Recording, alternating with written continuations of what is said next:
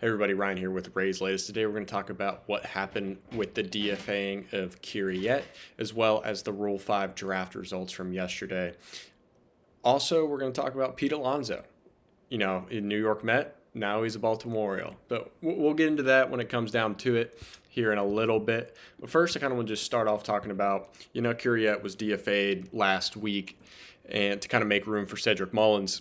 And we were always curious what was going to happen with that, if he was going to get claimed, if he was going to get traded. He did end up getting traded, and we traded him to the Philadelphia Phillies on Wednesday for Tommy McCullum. So now McCullum's 26 years old, pitcher. He pitched in 3 different levels last year. He finished the year with a 3.07 ERA, which is not bad by any means from a reliever. 55 and 2/3 innings, 59 strikeouts and 16 walks, which is fantastic to see that K per 9 or strikeout to walk ratio rather, which is fantastic. He is 26 though and has not reached the major league level yet, and he most likely will start the year in AAA. So it's interesting. I'm just glad that we were able to get something out of it, and getting a pitcher with a 3 ERA in return, which with a lot of minor league experience and kind of high level minor league experience, is really good for us in my opinion. It's more than I thought we were going to get, especially for a player that we had just DFA'd, which usually kind of just, especially in Ray's perspective, kind of just leads to kind of cash considerations and things around that nature. So I'm excited that we actually got something in return from that. So we'll see how Tommy kind of works out this year, but I do truly believe that he will start the year out in AAA. Now, kind of transitioning over to the Rule 5 draft that happened yesterday.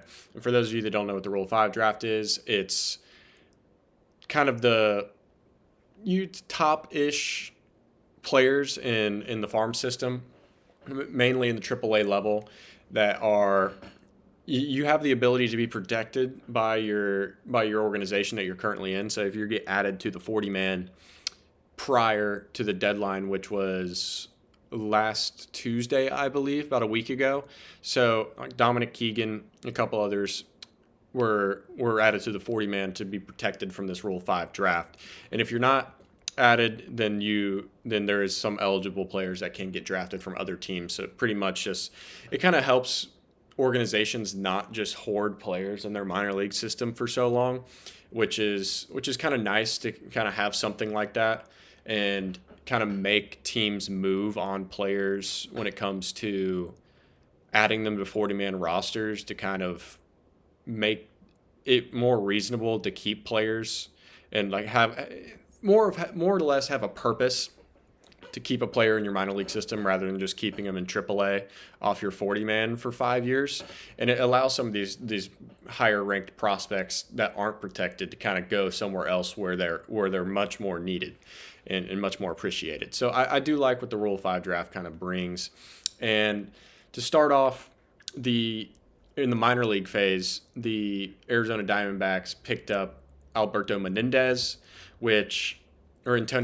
rather, which he was on our AA squad this year. He pitched in AAA a little bit, but had an abysmal ERA. It was really bad, and then got sent back down to AA, where he kind of fine-tuned some things a little bit. And in his limited appearances back in AA, he was pretty good, around like a two-ish 1.99 ERA.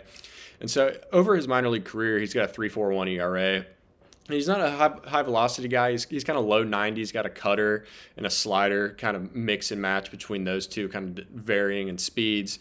And he also has a sinker, but last season his batting average against his sinker was 365 and a 600 slugging percentage. So that's kind of a work in progress for him, is that sinker. It kind of was his pitch last year that kind of failed him in tough situations. And so losing him, it does suck a little bit, but I'm glad that he could go to a team that really needs pitching help, which the Diamondbacks really do need pitching help. But he was selected in the minor league phase, and so we'll kind of see where he ends up with that. But I'm happy for him. It's good for him to be able to kind of go somewhere where he's really appreciated. So I like that for him. And the Arizona Diamondbacks, I know, need a lot of help and a lot of pitching help. So, and the only player selected from the the major league portion of the draft, which happened to just be the final pick of the draft. The White Sox picked up Alexander Alberto from the Rays in the second round with the 13th pick of the Rule 5. So he's a 24-year-old reliever. He was in Single A last year, hasn't gotten past Single A, and he pitches at a 2.59 this past season in 42 games. So losing him is a little more interesting, and I know that he hasn't gotten past Single A yet. So and him being 24 still in Single A is interesting, and it's kind of concerning, kind of where his development and where he's kind of gone with his career. But I mean, pitching at a 2.59 this past season, it's not bad, and I think from a relief standpoint, a 2.59 is really good because you are throwing in more kind of high leverage situations with less innings to show for it. So those ERAs can kind of get skewed, but if you keep that low, that's really good. So he was selected by the White Sox, so that's interesting. Kind of see how he can develop in another system, because it looks like from what I've seen, he really wasn't kind of developed properly in our farm system. And I say that meaning that he's 24 and he's been at a professional level for a while now, and him still being in Single A, there's got to be a disconnect somewhere. So we'll see how he kind of does in Chicago, but happy for him. Hope he does well. And two more selections from the minor league portion of the draft were Radulis Martinez and Cesar Rojas. Now, Martinez, he's been in the minor league since 2021, so he's played the 5 years in the minors. He's had 917 ABs and only 14 home runs. So that's really concerning from a power perspective and from a catching perspective.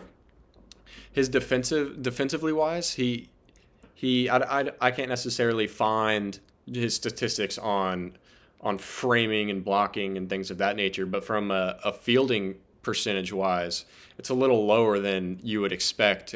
Kind of if the hitting is not intriguing for them, because I mean his career minor league batting average is 215, so it's interesting to see if they're kind of seeing him as more of a project piece from a with a good defensive standpoint. They're trying to just fix the bat, but his stats have not done really anything to jump off the page at me with having a below average. I mean, in 2022, he had 293, still only hit 3 homers, but that was a limited sample size. He only had 75 ABs. So that loss doesn't really concern me as much, and neither does Cesar Rojas as well. His career minor league ERA is an 8, and he's thrown 64 innings with 77 strikeouts, which is above the average, the 1K per 9, that kind of get up into that 10-11 range where it starts to see it's more of elite stuff.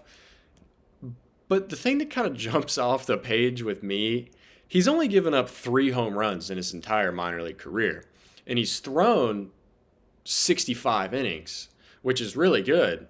But then you kind of dive in, his whip is a 208. So if those of you who don't know what whip is, it's walks, hits per inning pitch. So pretty much just how many people do you let on base without errors every inning. And he averages 2 people on base every inning. So that's no matter what, on average, there's a runner getting on first and a runner getting on second at the same time every inning, which is really not good. And I kind of looked into it to kind of see why.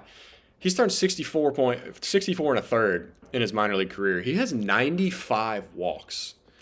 And I'll do some quick math here to kind of show what that looks like from a statistical standpoint. So 95, he's got about a 15 walk per 9, which is not good. Let me double check my math there to make sure that's right. Yeah, I mean it's not good, and that's where his whiff rating is so skewed. He just has such bad control issues, and the stuff's there. I mean, he's got the good strikeout numbers, but 95 walks and 64 innings is absurd.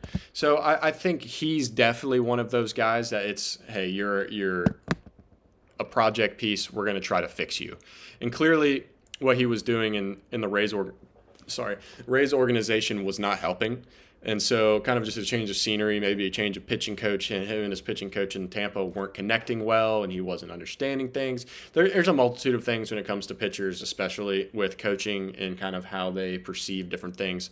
So that is not necessarily a terrible loss in my opinion, and we'll kind of see how he develops in Washington.